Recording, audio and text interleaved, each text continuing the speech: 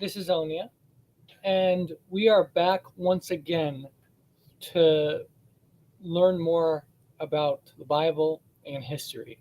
So, over the course of the last couple months, I was working on my series, The Pagan Origins of the Bible and Yahweh. And we showed evidence of connections uh, be- between the Bible and certain ideas in paganism, as well as we saw some evidence that the name Yahweh originates from the Babylonians. So after we finished that series, I shared with you guys that I want to start a series on Hebrew where we're going to be approaching it in a similar way.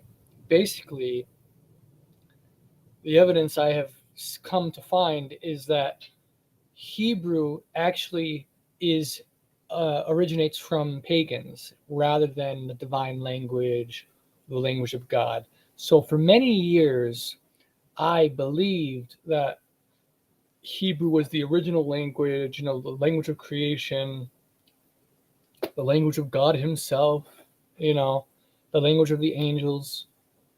Um, but there was some evidence that didn't reconcile that well with that idea. So it was difficult for me to accept the idea that Hebrew is not the original language. But uh, I recently I've had to conclude that the the Hebrew, like the evidence that we see, is that Hebrew is just like any other regular language because there's certain issues with what the Bible says and what we see in history. It doesn't jive. It doesn't jive with the idea that Hebrew is the original language. So we're going to go through with that. I'm just going to check to make sure my video is live on my channel on YouTube. So we took a break. Yep, it looks like it's live. So we took a break last time, last Sunday specifically, just because I figured a lot of people would be busy. But uh, but now we're going to start with this new series, and it's going to be very interesting. And I believe it's going to be helpful to you guys to learn Hebrew because I know a lot of people who are subscribed to my channel are interested in learning Hebrew. So together, we're going to try to help each other learn Hebrew. And I've been avoiding for a while focusing on vocabulary. But after some people that watch my videos have requested that when we're focusing on Hebrew, that we start with vocabulary. So I decided I think we should go with the vocabulary. So we are gonna do vocabulary very soon.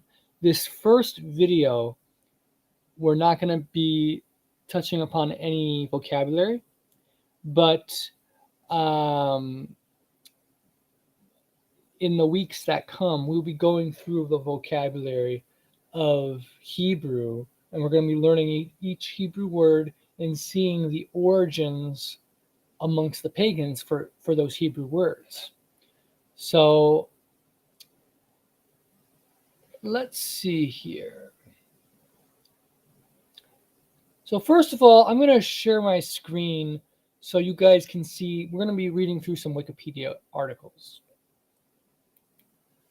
And by the way, this series is the videos in particular. They're not going to be 4 hour, 8 hour long videos. They're going to be probably 2 to 3 hours or less. So it's going to be easier for people to pay attention to the material. So, so first, um,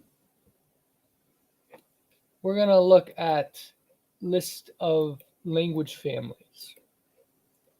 So let me pull up that article and we'll take a look at it.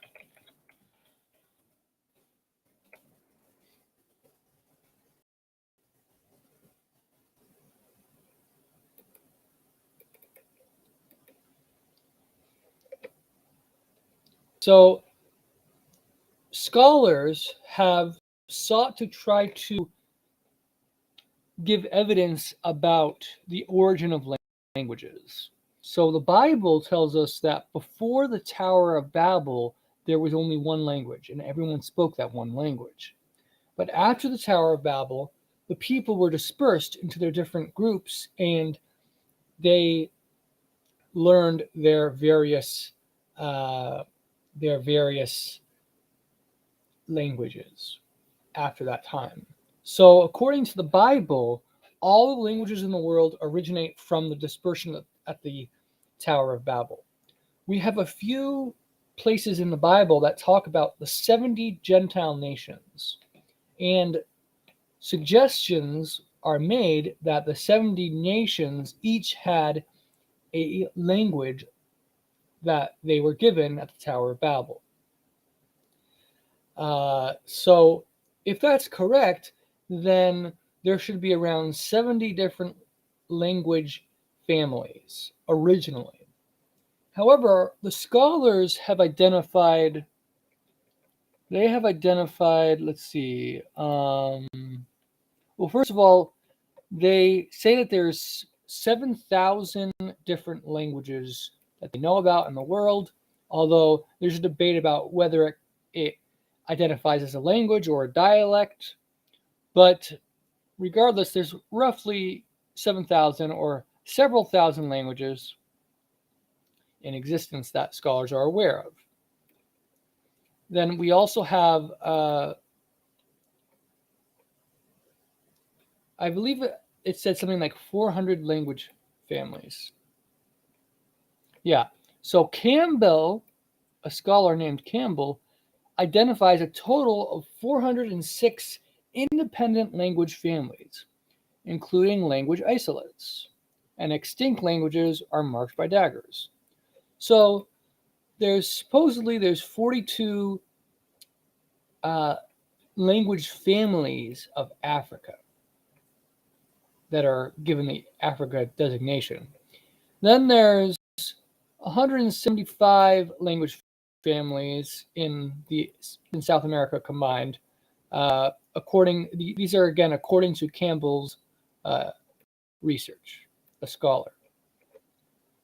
So North America, they say, has 54, and Mexico has 14. South America apparently has 107, a lot more. Then Eurasia has 34 language families, they say, and the Pacific has 125 language families. Australia, or the various regions around us, has 30. Okay, so let's see, where was the Europe? Or where was Indo-European? Oh, Eurasia, yeah. So Eurasia covers Indo-European. Okay, so with that said, again, that's significantly more than what the Bible says. The Bible suggests that there were 70 language families. So how can we reconcile what the Bible says? 70, scholars say that there's like around 400 different language families. Well, I want to draw your guys' attention to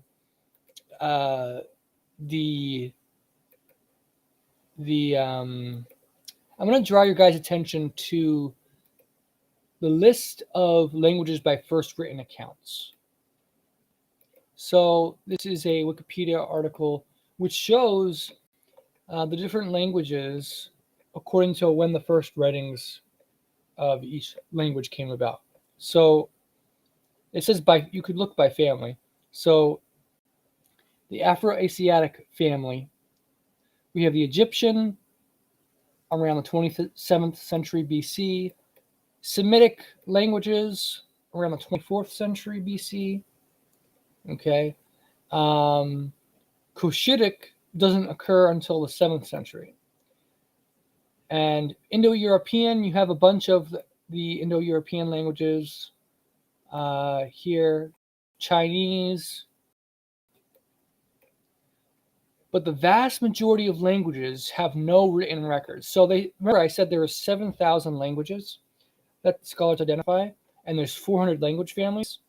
Well, by first written accounts, this is a list of languages. So of those 400 language families, only, let's see, 1, 2, 3, 4, 5, 6, 7, 8, 9, 10, 11, 12, 13, 14, 15,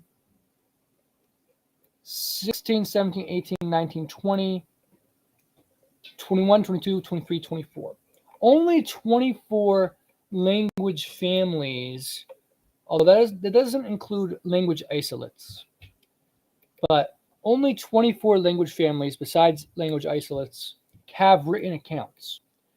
So that means the majority of languages have not been preserved in writings. They've only been passed down by speaking. So with that said, if you consider the fact that through the time of when the Tower of Babel happened, which was around, say, 2000 BC, that's not an exact date, but I think it was a little bit earlier, like 2300 BC. No, let's see. Actually, I think it was right around 2000, a little before 2000 BC, according to the books of the Bible. So from 2000 BC to now, that's 4,000 years. Consider how much language can change in 4,000 years if it's not written down. When you write something down, it's codified. It's like in a fixed form. So if you forget how to write it properly, or like how to say it properly, you can look at your writing and say, okay, this is how you do it. This is the correct form.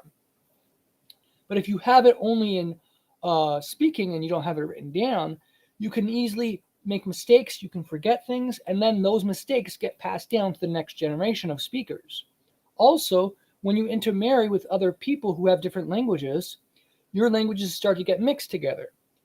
You learn their language, and then their language, you start using some of their words in your language. And then the next generation, the same thing happens. So when you don't have written accounts, it's much easier to mix your languages with others. So because of that, I believe that's why the scholars see so many different language families that are unrelated to each other, because there's been so much mixing. Just like when you have a family, a human family, when a man finds a woman and then has children, that mixes up their DNA, and over time it starts getting more and more mixed up until it's very different from what it was originally. So the same principle applies to language. So I think we can trust the Bible when it says there were 70 different language families originally. But with that said, we're going to go back to the list of languages by first written accounts, because this is very important. So a lot of people try to ignore science or the scientific evidence in favor of what the Bible says. So it's basically, you believe by faith that the Bible is right. So if the evidence goes against the Bible, then your belief is that the Bible cannot be wrong. Therefore, the evidence has to be wrong. But that's not necessarily the right approach to take. You could be led into false conclusions. So to determine what was the original language, or was Hebrew the original language, we should be looking at the archaeological evidence, because according to Scripture, according to the book of Enoch, according to the book of Jubilees, what we have is that Enoch was taught language, written language. So Enoch was taught by the watchers how to write. And then Enoch wrote the book of Enoch. And similarly, the book of Jubilees tells us that Canaan, actually we're gonna read that. We're gonna read that from the book of Jubilees. Let me pull it up for you guys. Because there's an account in Jubilees which says that a writing from before the flood was discovered by one of Shem's offspring.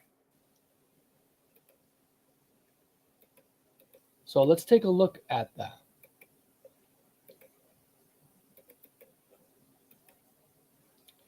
Okay, so this is the book of Jubilees, and so the let's see, stone. I believe it's a stone tablet, maybe,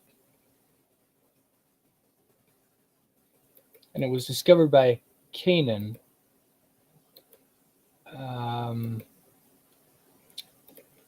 Let's see. Canaan. It was the other Canaan. It was Shem's Canaan. Hold on. Hold on. Okay, I know how to find it. Arphaxad. Sheila. Okay.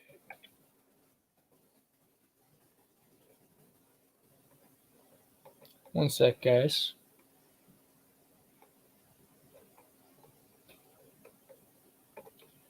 I'm going to read it to you once I find it.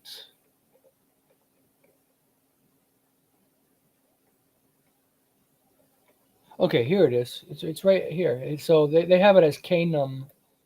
So it's Jubilees chapter 8, and it says, in the 29th Jubilee, in the first week, in the beginning thereof, Arphaxad took to himself a wife, and her name was Rasueja, the daughter of Susan, the daughter of Elam, and she bare him a son in the 3rd year in this week, and he called his name Canaan.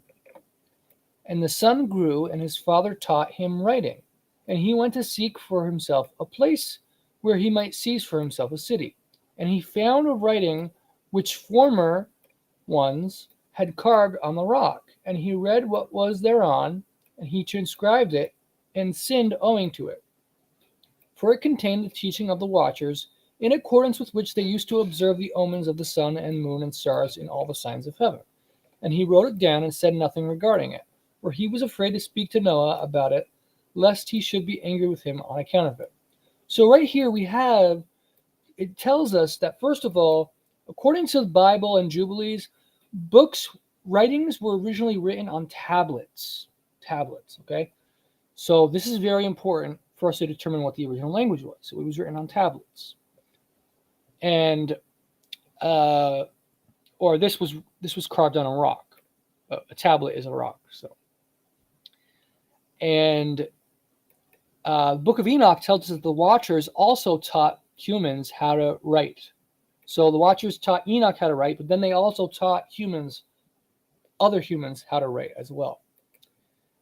So with that said, there should be evidence, archaeological evidence, because according to Jubilees, there was documents from before the flood that was written, that was found by people after the flood.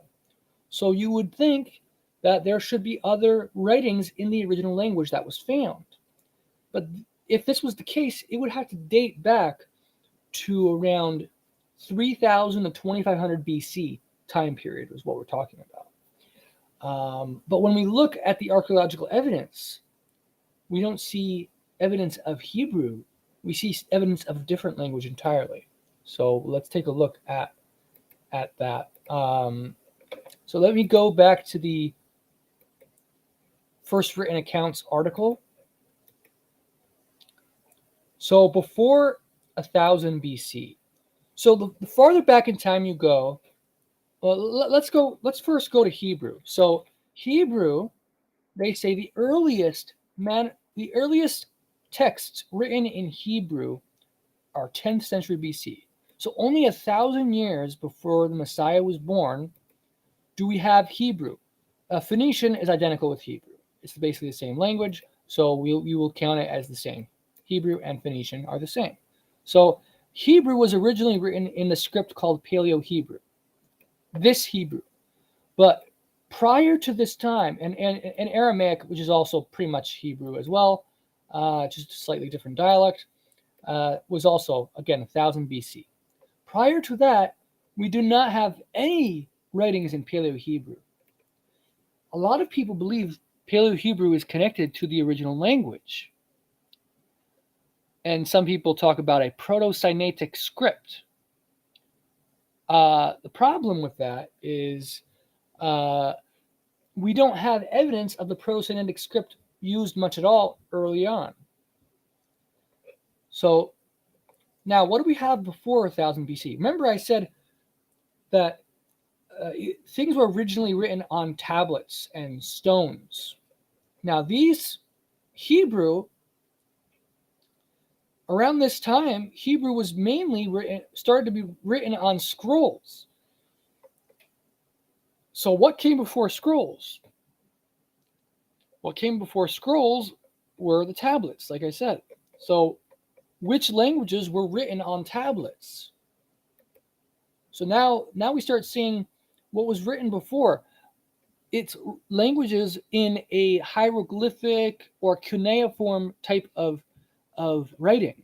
It's not the alphabet texts. It's not languages that have alphabets. It's languages that have hieroglyphics or cuneiform with basically thousands of letters.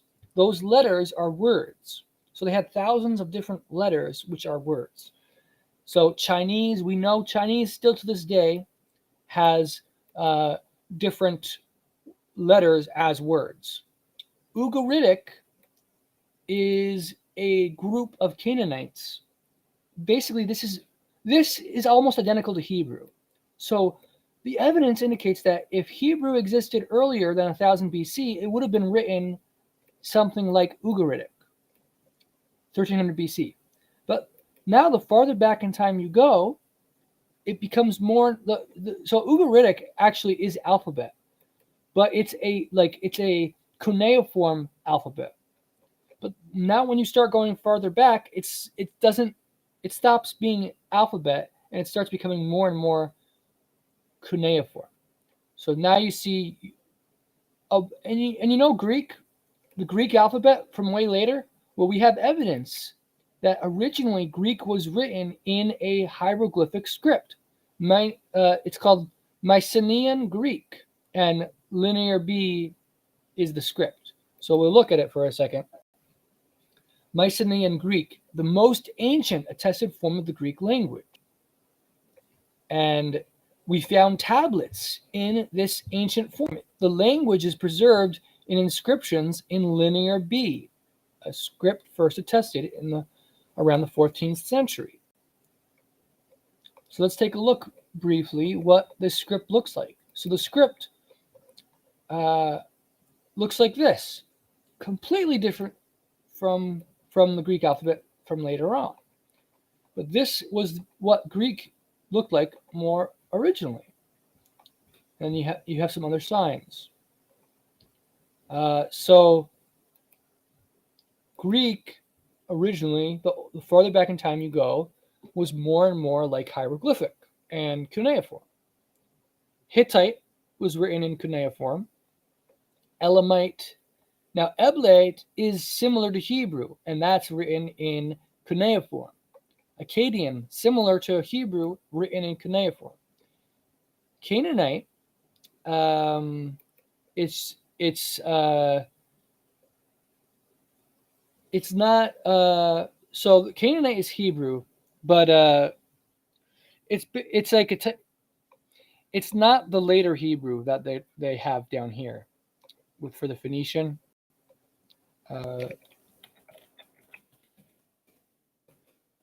This is the alphabet, whereas the Canaanite, it's the Canaanite that's preserved earlier on is cuneiform. Then you have Sumerian, which is cuneiform. Egyptian, which is hieroglyphics. Okay, so the farther back in time you go, you start having these writings. Look, 2600 BC, 2600 BC. So these are right around the time of the flood and the Tower of Babel incidents. But so according to the scriptures, the flood happened around 2500 BC. So Now, these are estimates by scholars, and I would disagree with these estimates. I believe it's later. Egyptian comes later, Sumerian comes later, in my view. They have Akkadian here around 2400 BC. Again, like I said, there's some room for discussion about the exact date of when these writing languages are to be dated to, the earliest accounts. But in general, we're seeing that the earlier back in time we go, we're seeing these languages. Thousands and thousands of fragments in Akkadian and Sumerian, but nothing in Hebrew. No trace of Hebrew at all. No trace. Now we have something called, we actually found something. Wait 1 second. Shavua Tov. Thank you very much, Natalia. So we actually found, scholars found what's called Proto-Cuneiform, and I believe this is the original language. So let's take a look. Proto-Cuneiform. The Proto-Cuneiform script was used in Mesopotamia from roughly 3300 BC to 2900 BC. While the underlying language, they say it's definitely.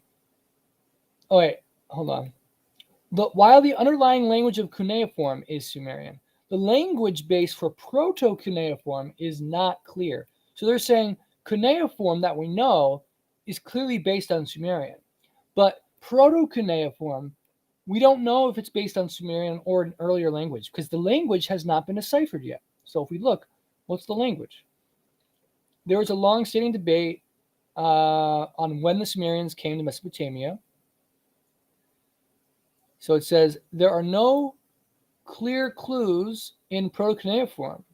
So much speculation has been made about what language Proto-Cuneiform has been written in. About 170 tablets from Uruk, Susa, and a few other sites in Iran are considered as pre-Proto-Elamite, though with similarities to Proto-Cuneiform. The vast majority of Proto-Cuneiform texts have been found at Uruk.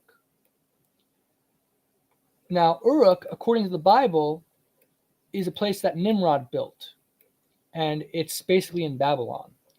And the Tower of Babel is from this region. So Uruk, Proto-Cuneiform. So think about this for a second. Everybody, according to the Bible, everybody was gathered at Shinar to build the Tower of Babel. They refused to disperse like what they were commanded. They were commanded to go to their inheritance to different places in the world. Instead, they all gathered in Babylon, in this region. So when they dispersed, like, you have to consider all the writings were with those people. So the tablets that were written in the original language were being written by these people at the Tower of Babel area, because that's where everybody lived. No one lived anywhere else. Everyone lived in that one small region of the world. So all the writings would be there, the original writings. So it's striking that we see that these writings are found in this very region, the Proto-Cuneiform.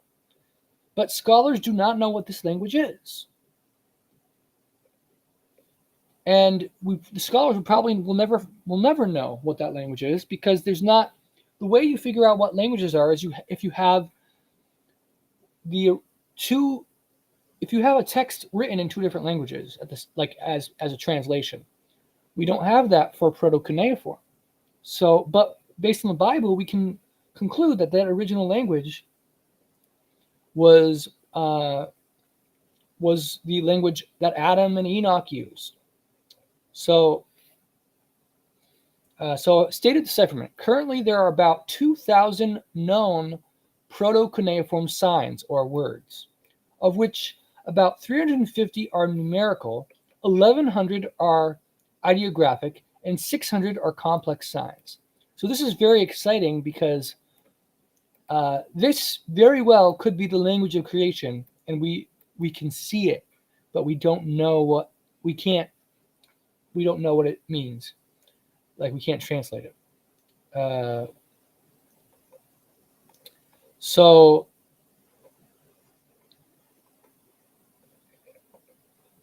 but yeah. So now let me show you something from Jubilees again, which seems to say that Hebrew is the original language. So let's take a look at it so we can consider what the scriptures say. Because I believe we should consult the scriptures for evidence as well, but we should not ignore the evidence outside the Bible either. So let's take a look at what Jubilees says. Jubilees tells us that the language of creation was Hebrew, in the current manuscripts we have anyway. So let's take a look. So chapter 12, it says, when Abraham, angel spoke to Abraham, and it said, okay, the Lord God said, open his mouth and his ears, that he may hear and speak with his mouth with the language which has been revealed.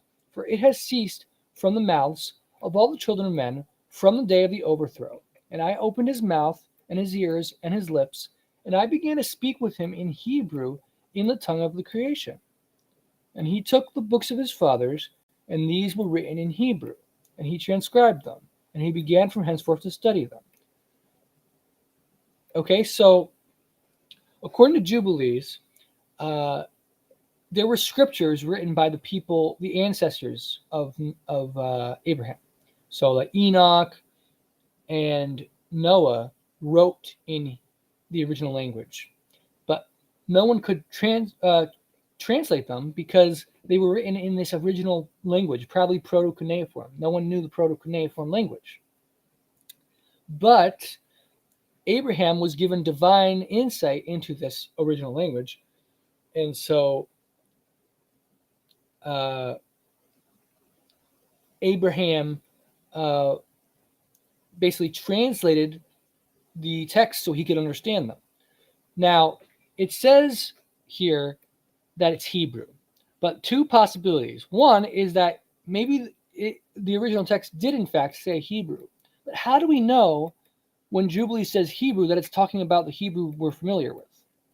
What if Hebrew is the name of the original language, and we simply got confused over time? Scholars got, scribes and such got confused over time and began to call the language of the Israelites Hebrew. But the Bible, as far as I'm aware, it doesn't really call it Hebrew. I think it calls it the script of Judah or something. But I don't think it says it in the actual Bible that it calls it Hebrew. You can correct me if I'm wrong on that in the comments. But so Hebrew does not seem to be the name used in the Bible, in the Old Testament anyway. It does. I think it's in the New Testament that uses Hebrew. But so I also give you the second possibility, and we've talked about this before, that the scriptures were corrupted by the scribes. Things were added, things were removed. So the original text very likely could have read instead as, and I opened his mouth and his ears and his lips, and I began to speak with him in the tongue of the creation. It doesn't tell us what the tongue of creation was, perhaps, originally. Because if you look earlier on in Jubilees, it says in chapter 3, and on that day was closed the mouth of all beasts and of cattle and of birds and whatever walks and whatever moves, so that they could no longer speak. For they had all spoken one with another with one lip and with one tongue. Here would have been a good place to say the original tongue Hebrew, but it doesn't say that. So it's very possible that the original text down here did not say Hebrew, but that was added by scribes who believed that the original language is Hebrew. He took the books of his fathers, and these were written in Hebrew, and he transcribed them. So the original might instead have said, and he took the books of his fathers, and he transcribed them. So, but the reason why I am suggesting that even though it seems to say it's Hebrew here, that we have to question this, is because of the evidence outside the Bible. And that is, according to what the Bible says, like what Jubilee says, no one spoke Hebrew anymore after the Tower of Babel happened. The problem is we have languages almost identical to Hebrew spoken widely around the time of Abraham. So this doesn't reconcile. It does not mesh. And the Hebrew that we're familiar with is a much later language. We have overwhelming evidence that Hebrew, in its form known in the Bible, is a very late language. It's not the original form of Hebrew at all. So the original Hebrew was nearly identical to the language that was used by pagan people. So we're going to look at that now.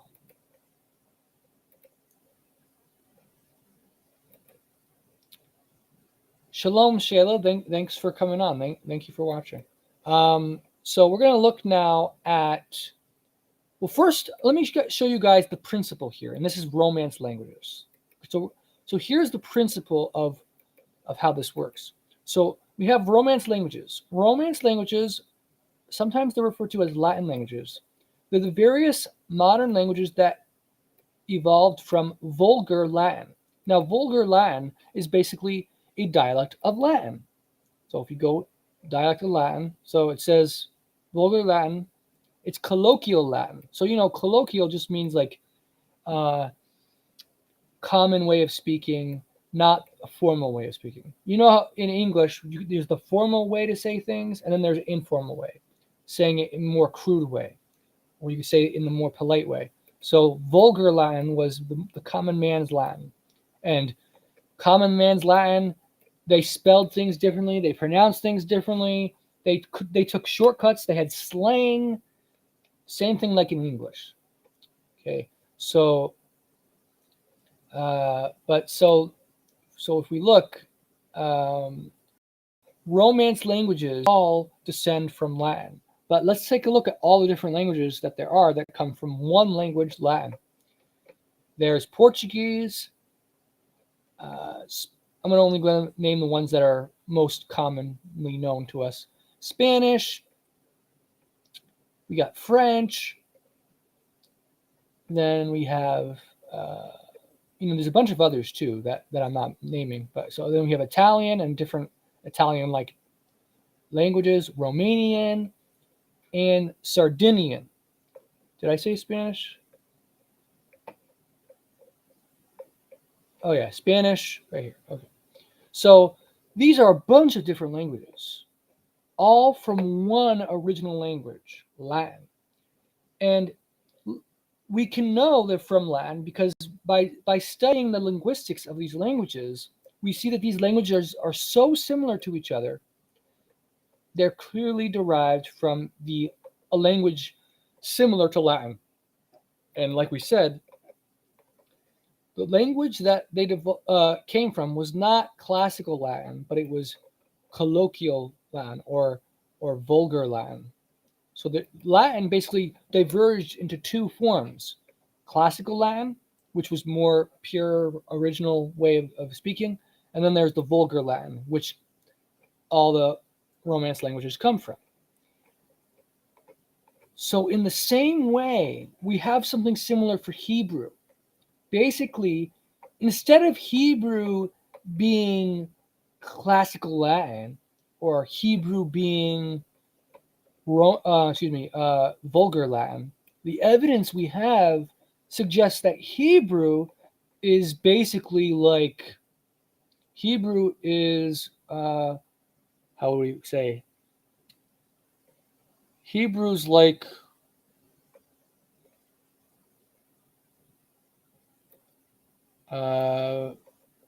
Italian, and Aramaic is Spanish. Okay, I'm doing a oversimplification here, but it's comparable. So Hebrew it's like Italian. Okay, and so you have all these different languages. They're different. They're not the same. Italian is not Spanish. French is not Spanish. French is not Italian. They're all different from each other, but they're so similar to each other that they're clearly derived from an older Latin language. In the same exact way, we have what's called Semitic languages. And all these Semitic languages are clearly derived from an older Semitic language. So let's take a look at that now. So the older Semitic language, so let's take a look at Semitic languages in general.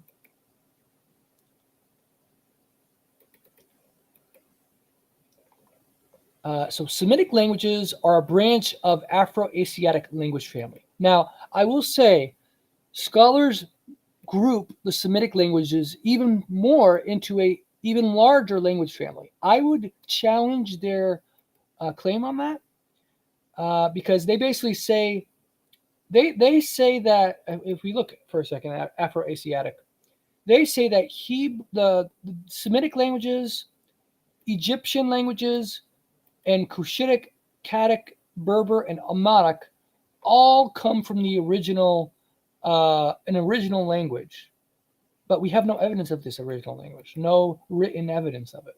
So it's considered hypothetical. It's speculative, and also a lot of these languages didn't even have written accounts until more recent times. So, and we know that Arabic spread throughout Africa.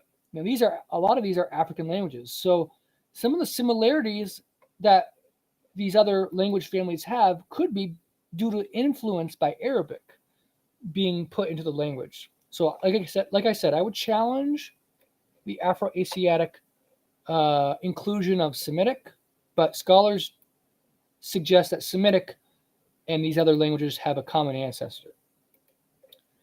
But we will deal only with Semitic, which is much clearer, and the evidence is pretty compelling for Semitic, all coming from an older original Semitic language. So we have subdivisions of Semitic languages. Oh, and so we'll take a look here, Proto-Semitic, just so you can see. They believe that there's a Proto-Semitic language. It's the reconstructed ancestor to the Semitic languages. Okay, so subdivisions. There's East Semitic and West Semitic. Let's first take a look at West Semitic. So West Semitic has two divisions, Central and South. We'll first take a look at South Semitic. So South Semitic has two divisions, Eastern and Western. Eastern has what's called modern South Arabian, and Western has Old South Arabian and the various Ethiopian languages. So take a look down here. So, like for example, the Ethiopian language that Book of Enoch and Book of Jubilees is written in are in these Semitic, Ethiopian Semitic language group right here. Old South Arabian, I believe, is the ancestor to potentially to Arabic. But so let's take a look here. Ethiopian Semitic. Ethiopian Semitic is further divided into North Ethiopian and South Ethiopian. So we have Ge'ez, which is the main one we should focus on because that's like the primary one. But then they have Tigrinya, Dahalik, and Tigray seem to be derived from Ge'ez, it looked like. Then they have what's called Amharic, Harari. So there's a bunch of different other ones, okay? So you might say, why should we care about Ethiopian? It has nothing to do with Hebrew, but actually it does. It's a very similar language. There's many differences, just like Spanish is different from French. But Ethiopian is comparable in that it has a lot of the same vocabulary words, a lot of the same grammar rules. In general, it's very similar language, which clearly derives from a common ancestor. So we have, so that was the Ethiopian. So now we'll go to Central Semitic. And you have Northwest Semitic. It's divided into and Arabic. So three. 1 second here. They also classify it as West Semitic languages. So, yeah, Central and South. Okay.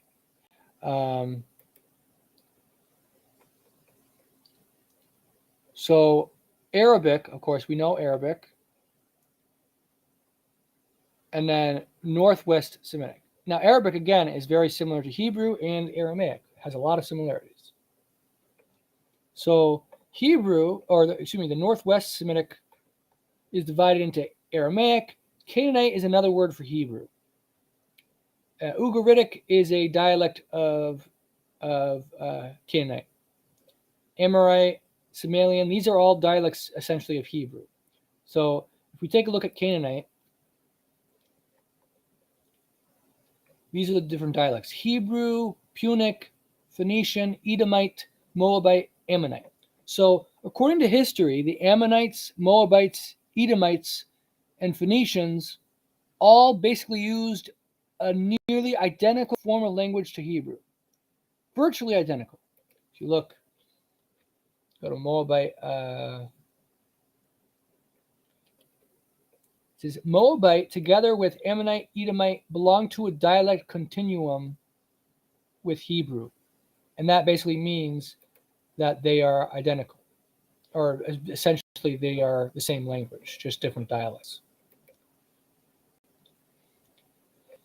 And Aramaic, if you study between the differences between Hebrew and Aramaic, you'll see Hebrew and Aramaic are extremely close to each other, very, very close.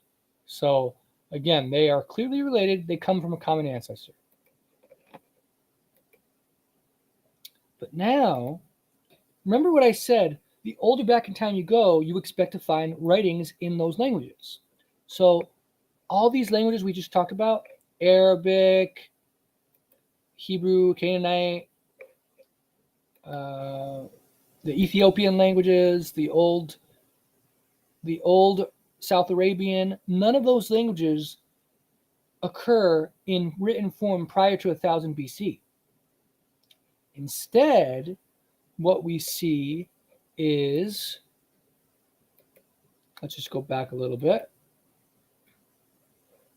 We see East Semitic. And you see this cross right here? The cross means it's extinct. No living language today preserves the East Semitic. So now if we go to this, it has 3 subdivisions: Kishite, Eblaite, and Akkadian. Eblaite is extremely similar to Akkadian, and it could be even considered a dialect of Akkadian. Let's take a look here. Akkadian.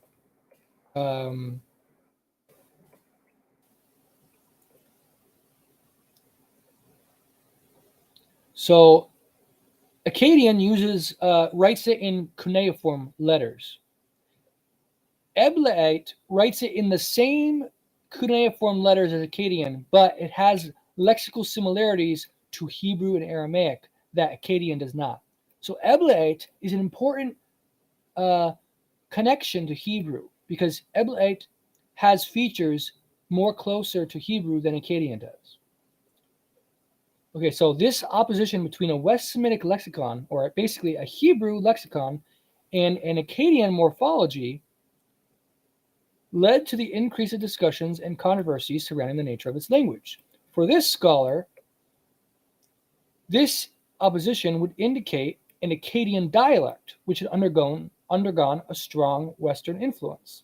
On the other hand, this other scholar suggests that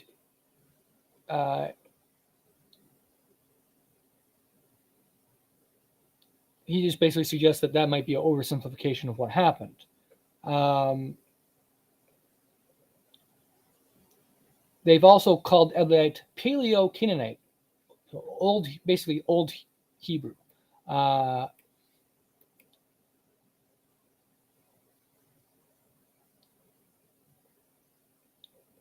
So 1 second here. But yeah, it's highly similar to Hebrew, Eblaet. And then you have Akkadian. Okay, so let's see if it says Hebrew at all.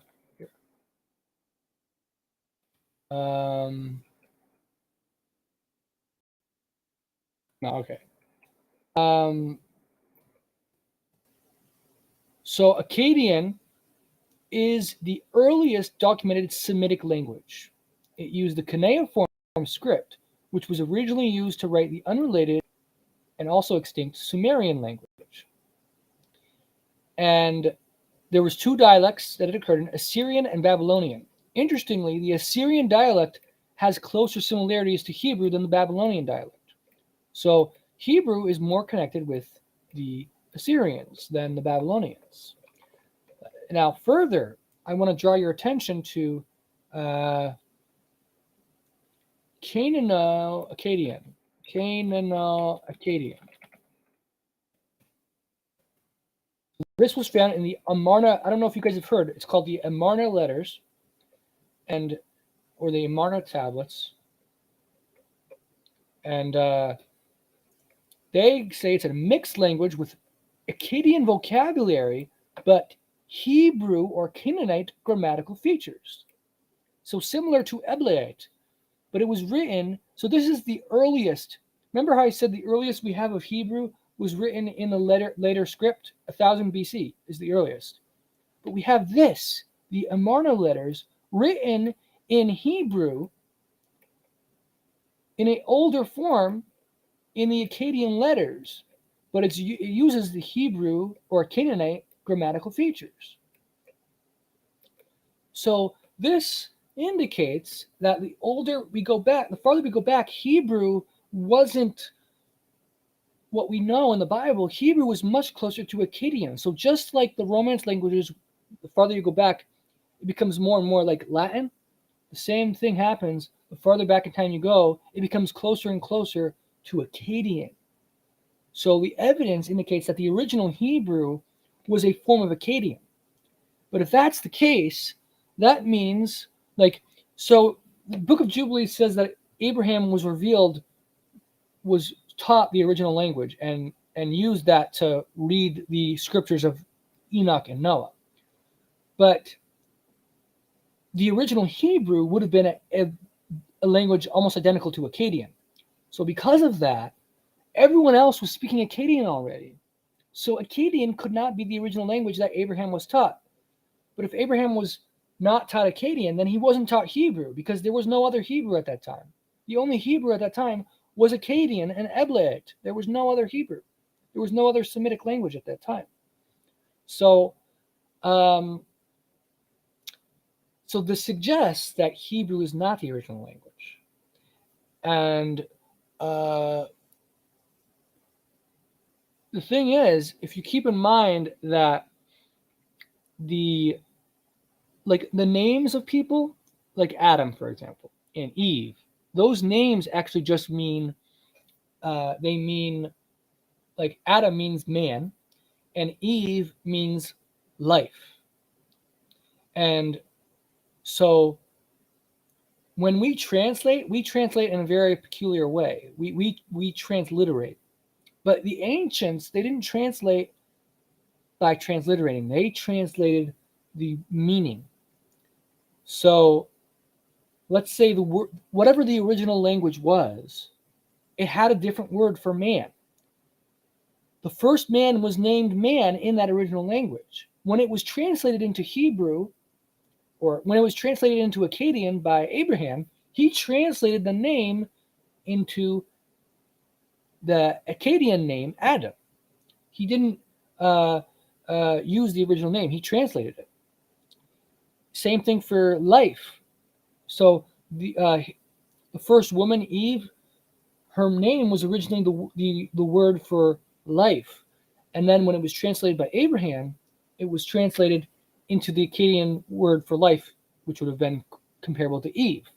So that is a explanation that makes more sense of what we see with all the evidence. So let me see here. Thank you for saying that. This is so interesting. Yes. So this is the first. This is going to be the first video in a series, and it's going to be shorter videos. You know, I was doing long videos for the origins, like pagan origins with connections with the Bible. By doing the Hebrew stuff, we're going to be doing shorter videos. It's going to be 2 to 3 hours, maybe even less than 2 hours. This first video is an intro video. So going forward, we're going to start going through and looking at the vocabulary. We're going to be looking at the vocabulary from Akkadian and Hebrew and seeing, wow, these Hebrew words are also Akkadian words. They're the same.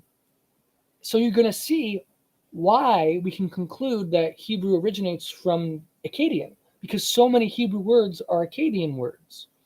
When you see the overwhelming number of Hebrew words that are identical with Akkadian words, you're going to say, wow, this is the same language. It's just different, a little bit different, but it's basically the same language. So that's why we're going to be doing that. And I know a lot of people want to learn Hebrew. So by doing this, by learning the vocabulary, you're going to learn, first of all, that Hebrew is not a divine language. It's just another language that came from the Tower of Babel. But we're also going to be able to learn Hebrew and then have a deeper understanding of the language so we can better understand the Bible. So let me see what else to say. I don't know how much more to say today. Oh, yes. So the list of writing systems. We're going to take a look at this. So a list of writing systems classified according to some common distinguishing features. So you have different types. You have abjad, which has no vowels, supposedly. Abugida, which is like a syllable type of thing. Alphabet, which is letters per sound, or per components of the sounds. And then you have the logographic. Okay, so here's a list of writing systems by adoption.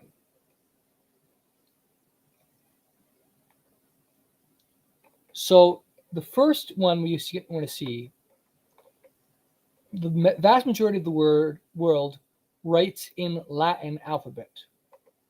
Now we're familiar with the Latin alphabet because the English language uses the Latin alphabet. So, oops, my bad. I just clicked Latin. So Latin and Romance languages all use the Latin alphabet. Germanic languages all use the Latin alphabet. Celtic languages use the Latin alphabet. Baltic languages, some Slavic languages, Albanian, Uralic languages. There's a bunch, like like Malaysian, Indonesian, Filipino. They're all using the Latin alphabet. The Turkic languages, some Cushitic languages, Bantu languages. So the question is, why did they do that? Because they either did not have a script of their own to use, or it was more convenient to use the common script that was already being used by more people. Because think about it. It's harder to learn another language that's written in another script. Because you don't know how to pronounce certain words. Whereas if it's written with Latin letters or English letters that we're familiar with, then we can guess at how to pronounce it based on seeing it actually written out. So, so there was the Roman Empire. The Roman Empire went and conquered many different places. Among those places conquered were German places, and they were converted to Christians by the Catholics. So if you go to, let's say, English, okay, we know what English is in its current form. But if you go to the oldest form of English, you have Old English.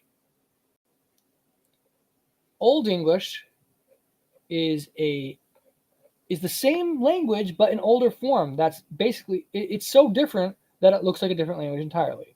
But it's clearly the ancestor to modern English. So here we got the Lord's Prayer, Our Father, you who are in heaven. Here, this is the Old English. It's spelled differently, different word order, and it has different grammar rules. So I don't know how you pronounce this, but so you have Vater, Ura, Thu, The Art, Heavenum. You say, may your name be hallowed. See thine name ye hallowed. May your kingdom come to become thine richa or rika. Your will be done on earth as in heaven. Gewirth thine willa on earthen, swa on heavenum. Give us our daily bread today. Old English, Erna die wamlikan hlaf, seal us today. So you see, like, let me give you guys some understanding here. So, like, it says daily bread, right? This is daily, and then this is loaf. This is the word for loaf. You know, in English we have the word loaf, which means bread. You know, loaf of bread. Daily loaf. So, okay, forgive us our debts as we forgive our debtors. Here it's forgive us our guiltus. So that's guilt. Forgive us our guilts. Swaswa we forgiveth guiltendum. And do not lead us into temptation, but rescue us from evil. And na lead thou us on kostunga, ac elise us of evil. And then amen, they said suflit. So again, the pronunciation probably is off big time, but you could see there's some similarities, but very different spelling, different grammar rules, but it's very similar in language. The same thing goes on with Hebrew and Akkadian, essentially. So, but also English is written with the Latin alphabet. But what was it originally written in? Well, if you look, it was originally written in the runic system. The oldest Old English inscriptions were written using a runic system. But from about the 8th century, this was replaced by a version of the Latin alphabet.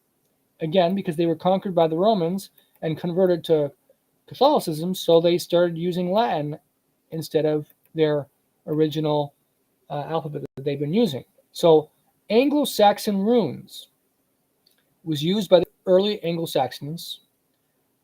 It's known by scholars as Futhorc because those were the first letters of their form, the first 6 runes. The Futhorc was a development from the 24-character Elder Futhark. So there was an even older form called the Futhark. So originally, English was written in runes, but they changed it to start using it in the Latin alphabet for ease, for sake of communication. So now let's go back, and so we have the Latin right there. Chinese, a bunch of different Chinese languages use the Chinese script. So Sinitic languages, basically Chinese languages and their Chinese dialects. So Mandarin. Then we have Japanese, completely different language, unrelated, but they use Chinese to write Japanese words. Koreans use the Chinese writing script to write the Korean language.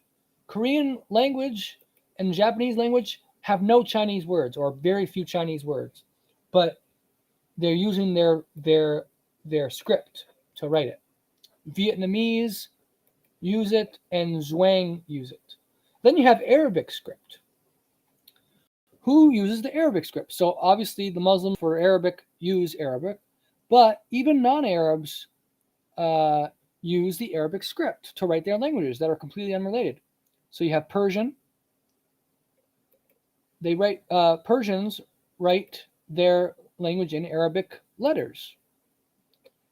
And you have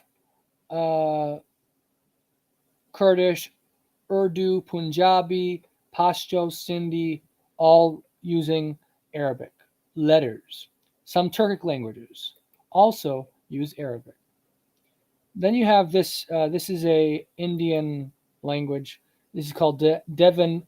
Not a language; it's a script. Devanagari. Hindi. A bunch of other languages use it. Sanskrit is written in this. Um, Originally, Sanskrit is written in the Sanskrit script, I believe, but Sanskrit later on is written in Devanagari script. Some of the Tibetan languages, all written in that script. You have the same thing for Bengali, Assamese script, a bunch of different languages. Like here, we see Sanskrit is also written in this script. Cyrillic, the majority of Slavic languages, so Russian, Bulgarian, Macedonian, Slavonic, are written with Cyrillic. But some other languages are also written in the same script, and that includes some Iranian languages, some Turkic languages.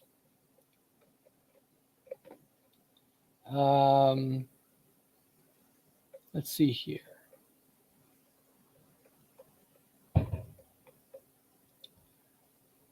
One second here.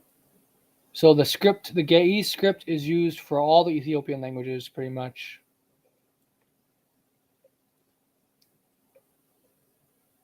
Now this is an interesting one. We're going to look at the Hebrew for a second. Let me just see if there's any more. Okay, there is one more that we're going to look at. That's cuneiform, but it's not listed on this chart. So, but here, Jewish languages. So the Jews used Hebrew letters to write other languages that they came to learn.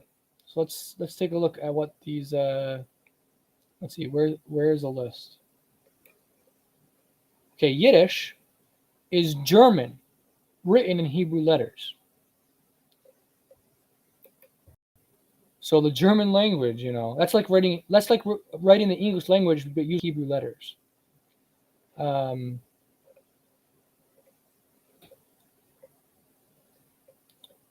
So German, okay, German language.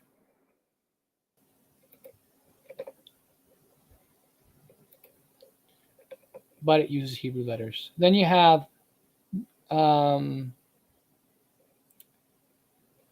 let's see.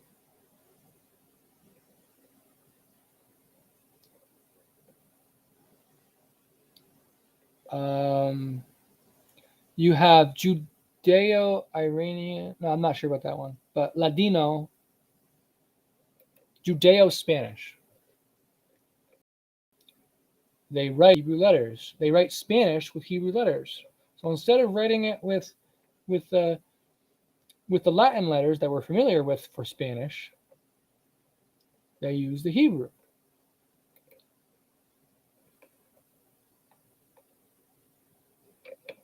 The Greek alphabet and the Cyrillic script were used in the past, but this is rare or non-existent nowadays. Okay. Then we have Zarfatic, that's Judeo-French. It was the French language written in Hebrew letters. And let's see, Judeo-Arabic, writing Arabic language in Hebrew letters. Judeo-Arabic can refer to classical Arabic written in the Hebrew script, particularly in the Middle Ages. Then you also have something called, you have it for other languages too. You have Garshuni. We'll take a look at Garshuni. And that is Arabic using the Syriac alphabet or the Syriac script. So the reason people did this is because it helped them learn the other languages a bit easier and communicate easier with people. So now we're going to take a look at cuneiform, because something identical has happened with cuneiform, which further suggests that Hebrew is not the original language. So cuneiform is named by the way it's named that because of using a little like stylus thing to make wedges into the clay tablets to make the signs. That's how the signs were made. Over the course of its history, cuneiform was adapted to write a number of languages, in addition to Sumerian. Akkadian texts are attested from the 20th, 4th century BC onward and make up the bulk of the cuneiform record. Other languages with significant cuneiform corpora, or writings, are Eblaite, Elamite, Hurrian, Luwian, and Urartian. Old Persian and Ugaritic feature cuneiform style signs, but they're unrelated to the Sumerian cuneiform. But so the history is the Sumerian. So let's just take a look here. Sumerian.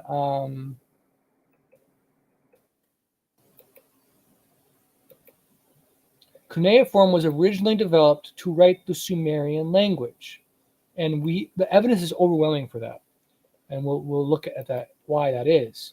The reason that the evidence points to that is because all these other languages have loan words from Sumerian, and they use the Sumerian letters as sounds as well.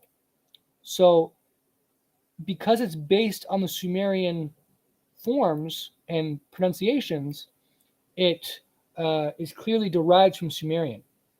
So what that means, so Sumerian is probably the original language after not the original language of creation, but after the Tower of Babel.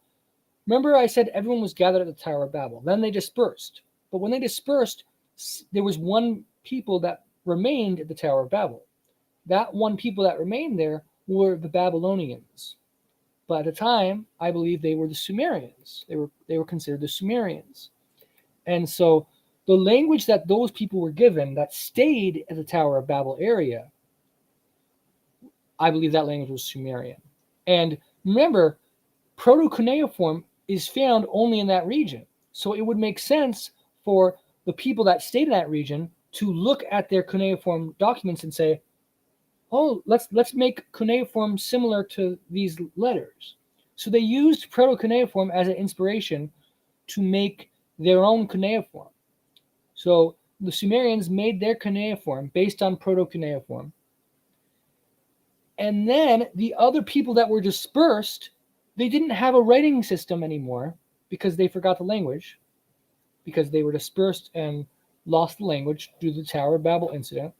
So they needed help to write their language. And they saw the Sumerians, they already created this amazing script that we could use. So why create a totally new script? The fact that there were 70 different languages, think about it. Each group would have had to create their own script. 70 different scripts, complex scripts. That would have been time consuming because there was thousands of letters for each word, and it would have had to be meticulously designed by each person, by each people group for each letter, like each word. It would have been insane to do that for 70 different people groups. So it makes more sense that if one amazingly intelligent group, the Sumerians, created a system, and then a lot of the people in the general region, a lot of their neighbors, because all these people that were using this were close neighbors. The people that were farther off are the people that do not have any writings, the various indigenous tribes. There's a few written writings amongst the indigenous tribes, but the vast majority of them have no written writings. Like, for example, the Mayans have written writings, and the Aztecs, they have written writings. But the vast majority of indigenous people don't have any written writings, and that's because they were separated from the people that had the written records. So they would have had to start from scratch and create their own written writing, which would have been very difficult. Whereas the Sumerians were so close to the source that they could easily make it a new script. So the people in the general region adopted that script. So the Akkadians, who were like next door neighbors, saw the Sumerian script and they liked it a lot, and so they borrowed it and they started using it. And the Akkadians are the ancestors to the Babylonians and the Assyrians. So the Elamites liked the script and used it to write their language. The Hittites did the same thing. The Hurrians, the Luwians, Urartians, Peleans, all did that. So let's take a look at an example to illustrate to you guys how this principle works. So, and again, it illustrates to us that Sumerian is the source. So, let's look at an example for the word for sun. So let me just pull that word up, that Sumerian word up.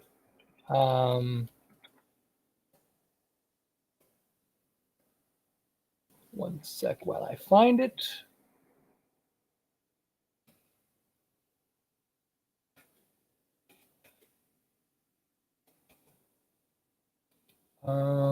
Okay, here we are. So I'm also going to share with you guys the Wiktionary article, but first I'm going to show you this this dictionary thing. Zoom in a little bit more. So this is the word for sun in Sumerian. The Sumerian word for sun is ud.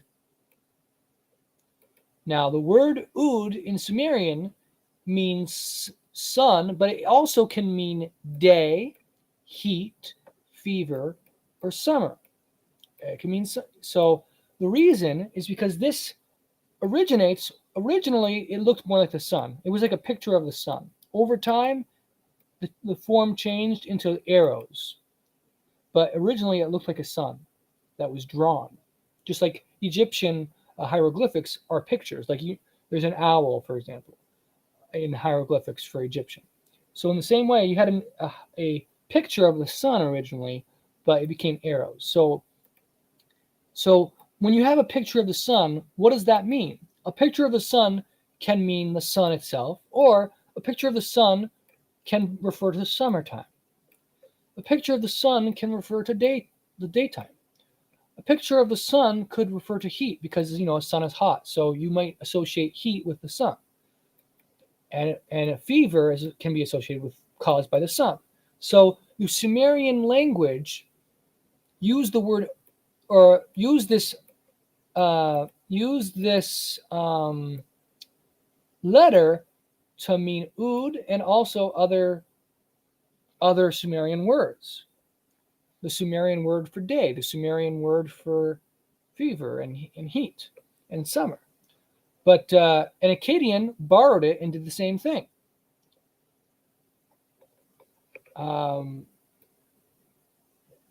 Second here. It's hard to make sense of this the way it's written. So we're gonna go to the Wiktionary page. Let's go to the Wiktionary page, and I'll show you. I'll show you the. Oops.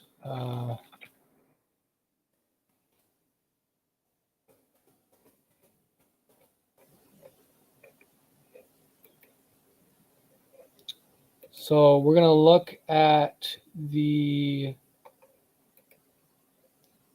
So let me share the screen now.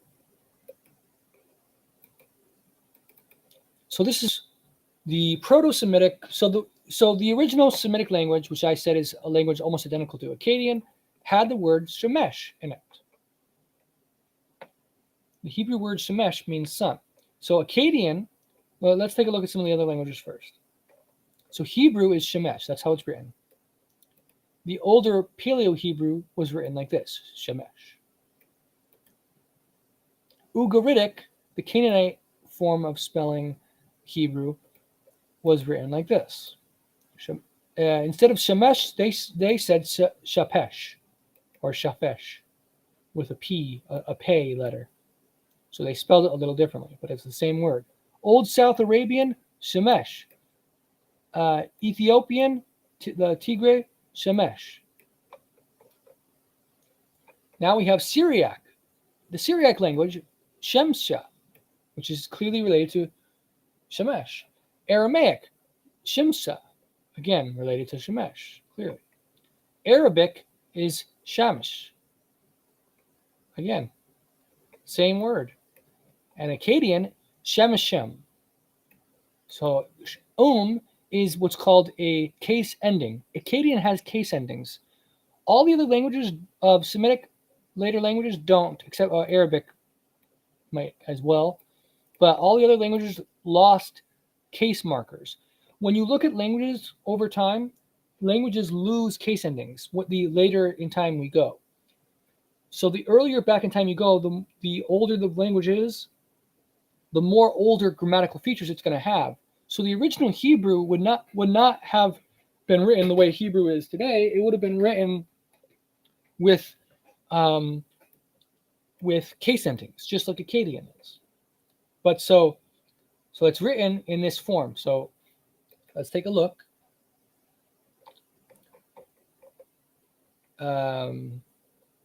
Shemshum. Okay.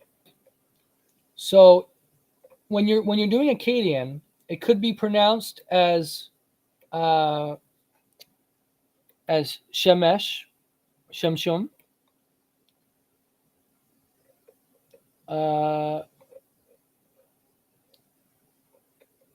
Let's see. Hold on. They don't always list all the forms here in Wiktionary.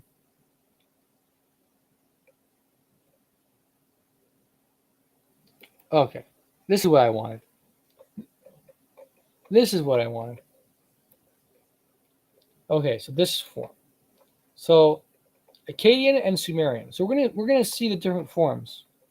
So in Akkadian, this form. So the sign values can be ud, utu, u as the Sumerograms, and apparently babar. Phonetic values can be li, par, per, tam, ud/ut, and hish. So let's take a look at this. So Akkadian,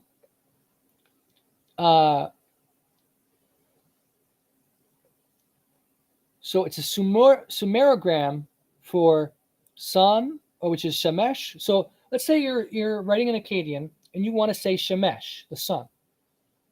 So if you want to, you can use the Sumerian word ud, and instead of pronouncing it as ud, you pronounce it as Shemesh in the Akkadian. So when you see this letter, it's like you're saying ud in the script, but instead of pronouncing it as ud, you pronounce it as Shemesh or Shemshum when you're speaking Akkadian. Also, though, occasionally, when you're speaking in Akkadian and you want to say day, the word for day is or comparable to the Hebrew for yom, but instead of a yom, it's a So for day, you would write the same word ud, but you would pronounce it as when you're speaking.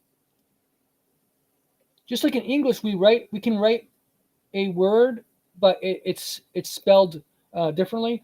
Like, for example, cough, O-U-G-H, off. But then you have bow. It's spelled the same, but pronounced differently. See what I mean? And then ought, again, it's spelled the same, but pronounced differently. So the same principle is going on here, where you have it's spelled ud, but it's being pronounced as Shemesh or depending on context. Also in Akkadian, it can be used, this word can be used to mean to go out. Now, in Sumerian, this word can mean babar, which is to be white, because the sun is white, or not necessarily white, but it's like bright. It's a light, it's a bright. So, so it's referred to as whiteness, or like the whiteness of the sun. But they use that to refer to something that is white. So they'll use the word for sun, but they won't pronounce it as ud. In Sumerian, they'll pronounce it as babar. And in Sumerian,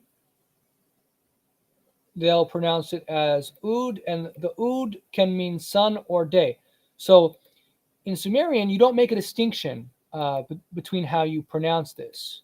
You just say ud, and it can mean any of these things depending on context. But in Akkadian, it's two different pronunciations. In Akkadian, sun is shemesh, day is yom or So by context, you give a totally different pronunciation in Akkadian, but it's the same letter. In Sumerian, it's the same pronunciation for both. So that's an evidence that Akkadian is borrowing from Sumerian. And then this word right here also, so it can mean sun, it can mean white, it can also mean pure or bright or to shine. So they say it means white, but I would challenge their translation as white. Instead, white is bright, shining. So that's pronounced in Sumerian as zalag.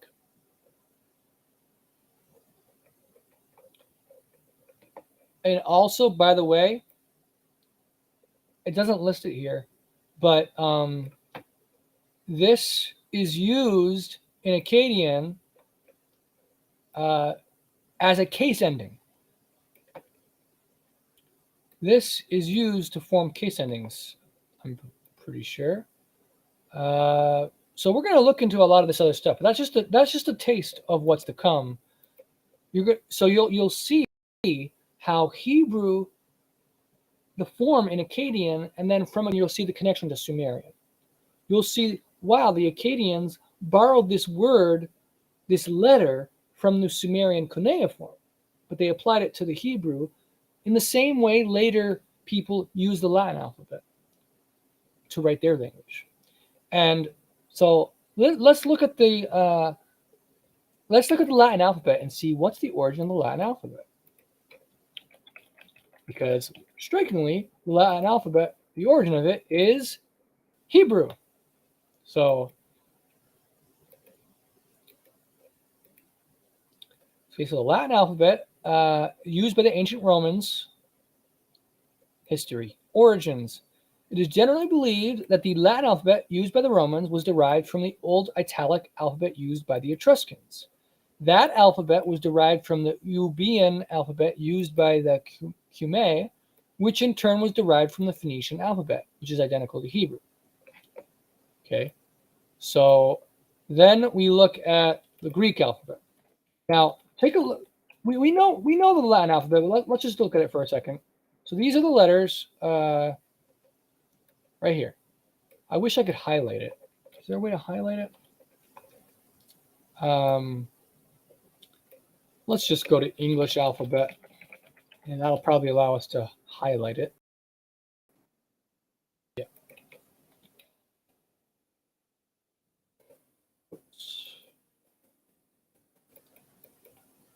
Okay, so right here. So you have A, capital B, capital C, D, E. Again, you know the alphabet, obviously, but look at all these letters.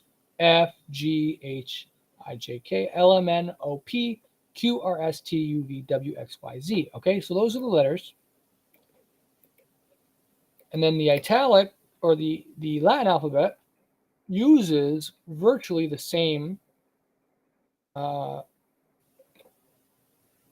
Although the like Latin originally did not have J, didn't have a couple of letters. But so anyway, so now let's take a look at the Greek alphabet, because the Greek alphabet looks almost identical to the to English, or to the Latin alphabet. So we'll zoom in again. Oops, too far.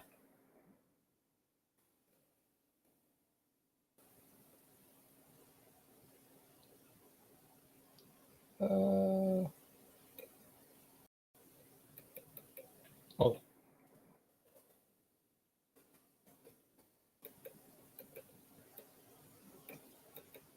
I just want where that is. Okay, right here.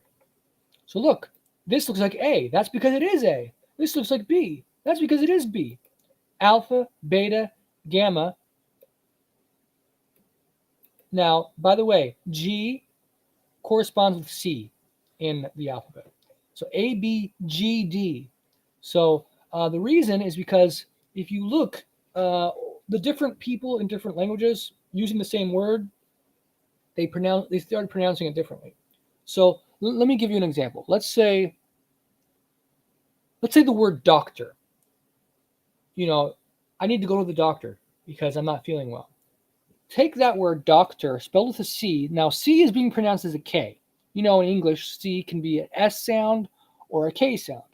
So C in doctor is using a K sound. Doctor. But now replace C with a G and try to say it. Try to say doctor, dog-ter, but say it together as a single word, doctor. The G sounds almost identical to the K sound, doctor. See what I mean? So you can see how the G can be corrupted to K sound over time. And it's exactly what happened. The word for 8 in English, it has a G for 8. But in Latin, it has a K, oct, O-C-T. Octagon is an 8-sided shape, oct.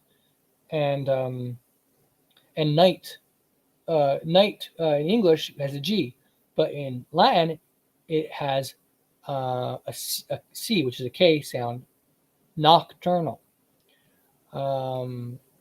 So anyway, so A, B, G, aka C, D, this is delta, and that looks like a D, just a sideways D, and that is D. That looks like an E, that's because it is an E. Now that looks like a Z, that's because it is a Z.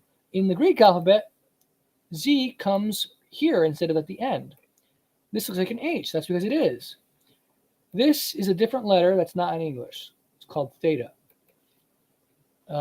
Then this looks like the I, that's because it is. It's identical to the I, and that's iota. K, that looks like a K. That is a K. That's kappa. This looks like a sideways L. That's because it is. It's lambda, and that's you use that to say the sound L. This looks like an M. That's because it is. This looks like an N. That's because it is.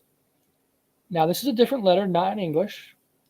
This would roughly correspond to X, but it's not really X. It's like a different letter entirely. So now here, this looks like an O. That's because it is. That's omega. Omicron. That's Omicron. My apologies. Omicron. Pi. So that does not look like a P, but that is the origin of the P letter. Okay. This is almost like an R, but it's missing the little tail. But this is the R. Now this is not quite looking like S, although here it does. This is one way to write it. S. Sigma. T looks exactly like our English T, and it's the same word letter, T. This is a Y, and it's the same letter. It also is identical to U. It's the same letter. Then this corresponds to our V, but it doesn't look the same. But it's pronounced the same as a V sound or a phi sound.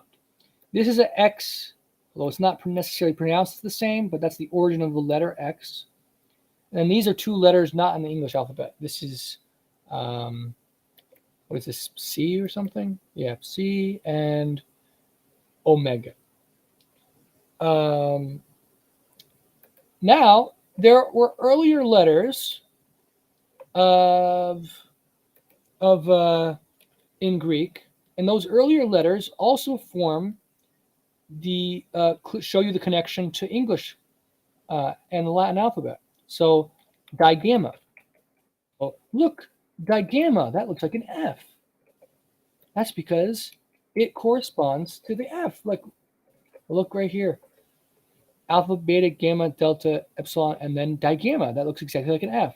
It was pronounced as a W or a V sound, a W and a V. A V sounds like an F.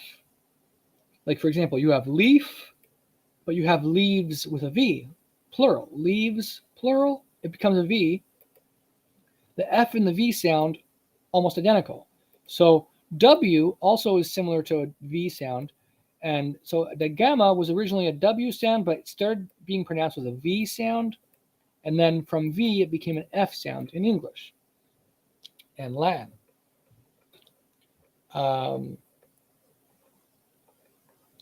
And there was originally a San letter that once existed, not in the English alphabet. And there was also the kappa.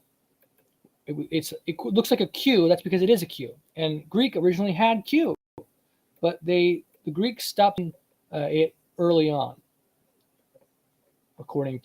So Greek was originally written from right to left, just like Phoenician or Hebrew, but then they started writing it left to right.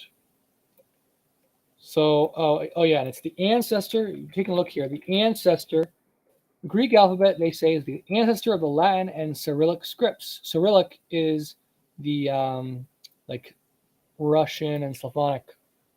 So, oops. So Greek. So see, Greek was augmented. It was used to create Cyrillic.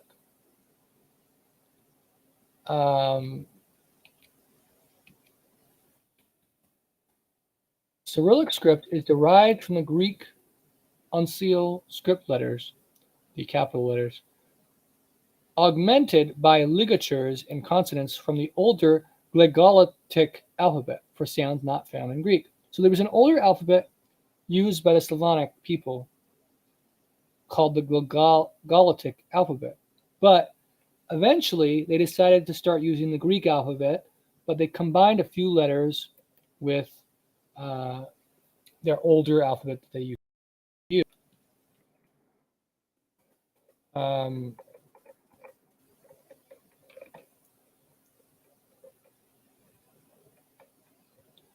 Hold on. They say they believe it was created in the 9th century by Cyril, a monk. Okay. Then also Greek, let's go back. What else was Greek used to create? Child systems. So Greek led to the creation of the Gothic script, the Coptic script, the Armenian script, and the Georgian script. Anatolian, I don't know about that one. But so Georgian, the Georgian scripts are the 3 writing systems used to write the Georgian language. So let's take a look here. Alphabetical order, modeled on Greek. It says they're unique in their appearance. Their exact origin has never been established. The order corresponds to the Greek alphabet, with the exception of letters denoting uniquely Georgian sounds. So the actual script itself maybe is not Greek in origin. I don't know. But the order is ordered on the Greek. But then Coptic, let's take a look at Coptic for a second. So the Egyptian language was written originally in hieroglyphics, but eventually it started being written in Greek letters. The Egyptian language was written in Greek letters, augmented by Demotic script. So The repertoire of the letters used is based on the Greek alphabet, but they borrowed letters from the Egyptian Demotic script. So here's the form, or let's see. Let's take a look. So let me zoom out.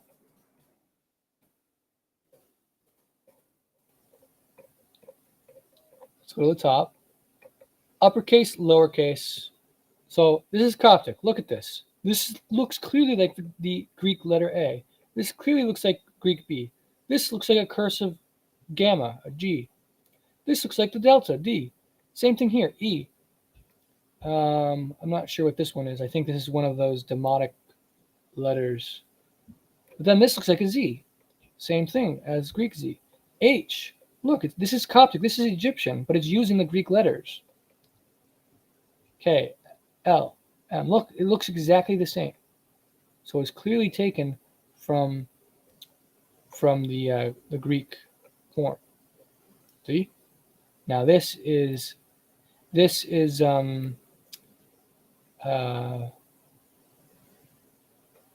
yeah, no, that is good. Yep. So this is all Greek. Greek looks identical to the Greek letters. Omega, see? But then this is like an additional letter from Demotic. So the rest of these are all Demotic letters, not Greek letters. But you can see it's clearly based on the Greek alphabet. And they said the same thing happened for Armenian. Although they don't look like this doesn't look like the Greek. Let's see.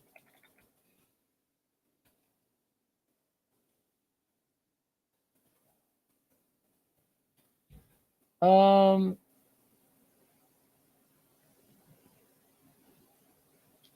general consensus is that Armenian is modeled after the Greek alphabet, supplemented with letters from a different source, or sources for Armenian sounds not found in Greek. This is suggested by the Greek order of the Armenian alphabet, the similarity of. So it says the similarity of this letter in shape and sound to the sound in Cyrillic and modern Greek. The shapes of letters seem to derive from a variety of cursive Greek. Okay, so now with that said, we look now at the origin of the the origin of the Greek alphabet, and we're going to see that it's Hebrew. History of the Greek alphabet. So there's going to be a table, and it's going to show Paleo Hebrew. Okay, here it is. Let's zoom in.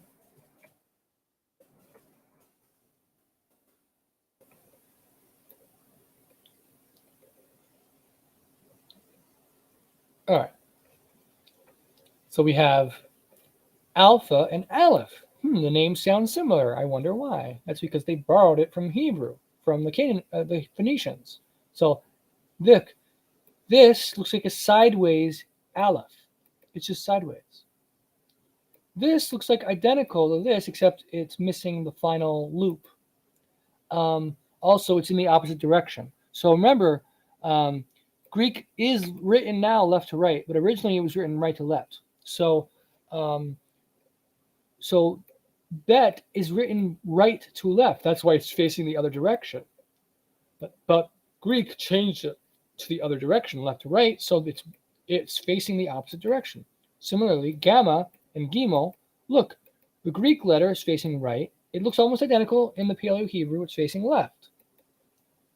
Delta and dalet looks almost identical, just slightly rotated, but it's the same triangle. E, the letter E, facing the opposite direction and with a slight tail at the bottom, but it's clearly the same letter, E, hey. Now, digamma and upsilon originate from wa, because wa can be both a oo sound So for upsilon, and it can also have the gamma sound of wa, w. Now originally in the Greek alphabet, wa was here. It was not at the end. Wa was in this sixth place. Okay, and then Zion, Z, Zeta versus Zion. So notice it looks like an I, right? But depending how you wrote it, people write differently. Go to any two different people, and they're not going to write the English letters the same way. They'll write it very differently. So some people wrote it like a capital I, but others see this middle line. Sometimes it was actually more of a diagonal. So it looked like this, the line at the top, the line at the bottom, and then it was like a diagonal in the middle. Not a diagonal from left to right, but it was a diagonal like in the middle, like the middle left to the middle right. And then over time, the line became more and more diagonal until eventually it was fully diagonal. But originally, the letter was more closer to like a capital I, but probably with a slight bent in the middle. A slight, so like maybe it started right here and then it ended like right here, the diagonal. So Heda or H, Paleo-Hebrew was written with a closed box, but remember I said it was written differently by different people. So later Hebrews wrote this letter without the bottom and top lines. But the earlier forms of this letter were written with closed lines at the top and bottom. Then you have theta, no English letter of that, but very similar to this letter, except it doesn't have a cross. This just has a dash in the middle, but this has two lines as a cross. Then yod, yota and yod. Yod looked like this originally. Over time, this looks like a big letter, but it was actually written small. And so because it was written in a tiny way, eventually it just looked like a line. Kappa versus kaf. And again, it's in the opposite direction, but otherwise it looks identical. Lambda, it's rotated, but it looks like the English L, and it is, lamed. Mem, look, the Paleo-Hebrew, it looks like an M, and it is. Nun, facing the opposite direction, but otherwise the same, and it's identical to the letter N in English. And that's where N comes from. The Xi letter comes from Samek, and it's identical in form, except the older form has a line through the middle. Omicron, the Hebrew name for that is Ayin, and it looks like an O, and it is. It's the same letter. So pi, in Hebrew, pei looks like this. It looks just like the Greek letter, except it's curved. San and sade look identical, nearly identical. It looks like an M again. Now this M is a long M, and this is a short M. In the same way, this is, and it's opposite direction. Paleo-Hebrew mem, opposite direction to sade. Kappa looks identical to kuf, except kuf has the line all the way through. Otherwise, it's the same. And then rho, if you take a look, it looks identical to the Hebrew, except it's facing the opposite direction. And the Paleo-Hebrew, it's pointed, whereas the Greek is rounded. But again, that's just a writing style difference. Sigma looks like a fancy E. Paleo-Hebrew, it's the fancy E, but rotated. So it's facing up instead of right. And then Tal, it's like the same thing, but it's on the side. It's rotated, and it's the top has a line like all the way through, so it's a cross. Now these letters are not originated from Hebrew, but all these other letters, Greek letters, are clearly from the Paleo-Hebrew. So when you look at the Hebrew alphabet, you're going to see that there's a later Hebrew alphabet that we're familiar with. But then the older Hebrew alphabet is the Paleo-Hebrew. There's also the Samaritan alphabet, which is very similar to the Paleo-Hebrew. 1 second. Yeah, so we have Aleph, Bet. These are the forms they take in the Bible.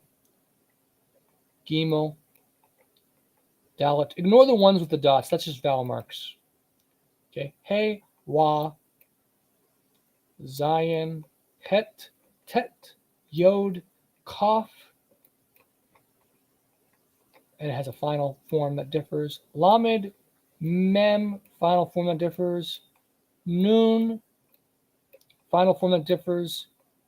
Samek, Ayin, Pei, Sadi,